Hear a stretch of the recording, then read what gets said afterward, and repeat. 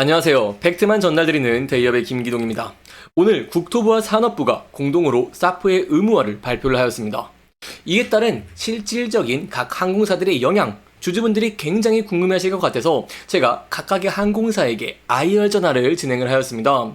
이번 사프의 의무화가 2027년부터 적용이 된다고 하는데 이에 따른 항공사들의 부정적인 부분 그리고 수혜적인 부분까지 지금 바로 공개하도록 하겠습니다.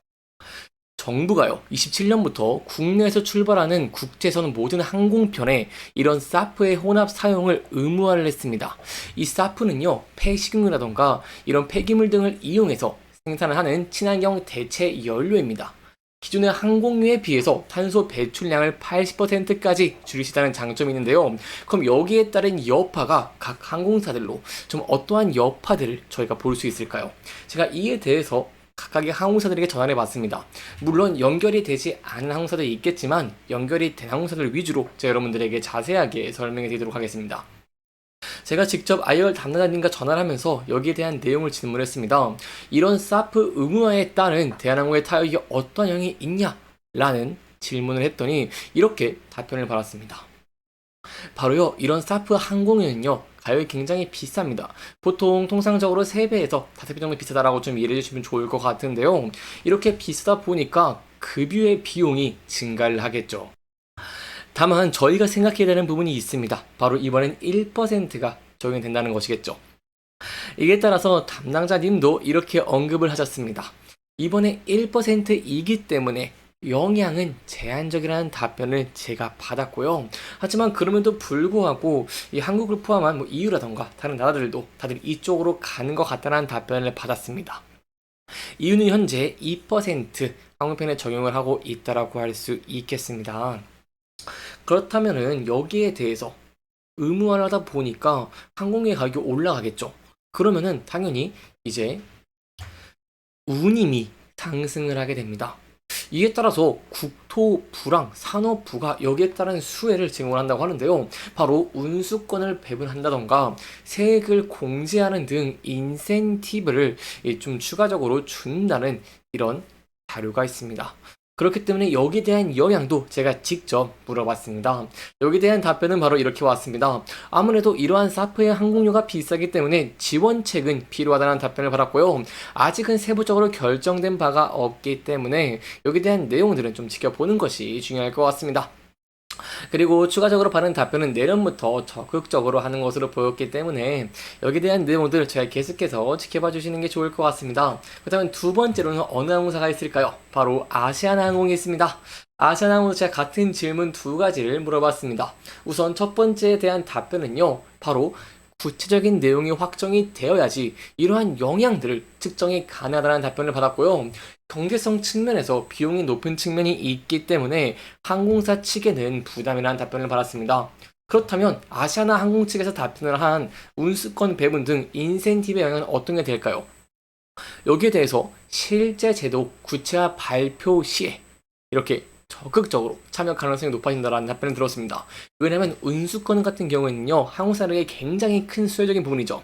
그렇기 때문에 담당자님도 바로 운수권은 큰 수혜이기 때문에 이런 부분들이 좀 더 강조가 된다고 한다면 적극적으로 참여할 가능성이 굉장히 높다는 답변을 받았습니다.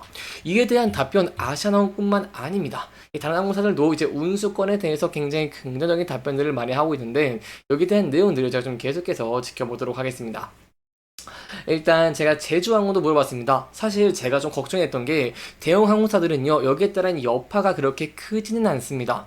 하지만 그럼에도 불구하고 상대적으로 규모가 작고 항공 업황에 따라서 영업이익의 편차가 큰 이런 LCC들은요, 타격이 좀 적지는 않을 것으로 보이기 때문에 여기에 대한 내용들을 제가 직접 전화를 해서 물어봤습니다.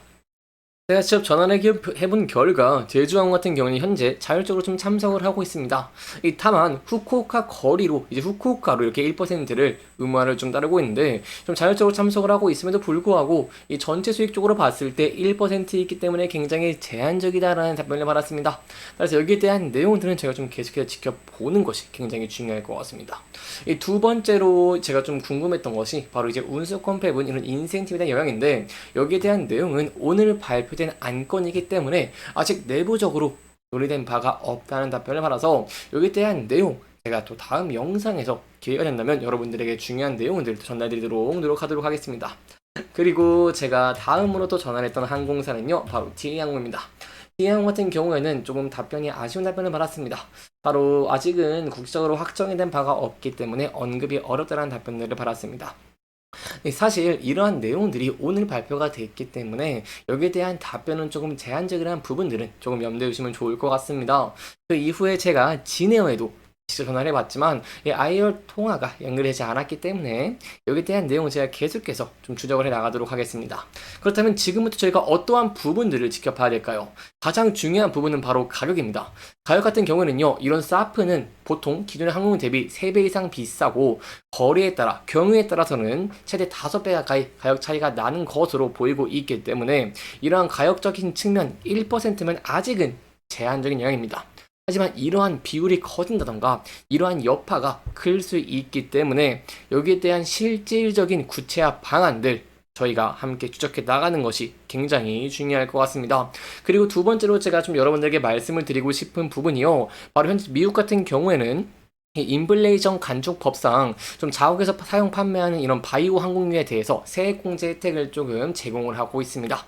그리고 미국과 유럽에서도 정부 차원에서 적극적으로 좀 지원이 이루어지고 있는 만큼 한국에서도 정부에서 지원을 해주면서 이에 따른 영향을 좀 더 항공사들이 수혜적인 부분으로 볼 수 있을지 함께 지켜보시는 게 중요할 것 같습니다. 다만 1%이기 때문에 아직은 좀 제한적인 영향이고 27년부터 의무화가 되고 있기 때문에 이 시간적인 부분에서 좀 여유가 있을 것으로 보이고 있고요. 따라서 구체적인 방안들 계속해서 제가 추적해 나가도록 하겠습니다. 이렇게 이번 영상에서는요, 사프의 의무화에 대한 각 항공사들의 여파들, 그리고 저희가 꼭 지켜봐야 되는 포인트들까지 함께 짚어보면서 진행을 했고요. 해당 영상은 개인적인 의견이 많이 들어갔기 때문에 소유자분들의 주관적인 생각과 해당 내용을 토대로 현명한 선택을 하시면 좋을 것 같습니다. 이렇게 영상 잘 보셨다면 다음 영상도 시청해 주시길 바라면서 오늘 영상 마무리하도록 하겠습니다. 끝까지 시청해 주셔서 감사합니다.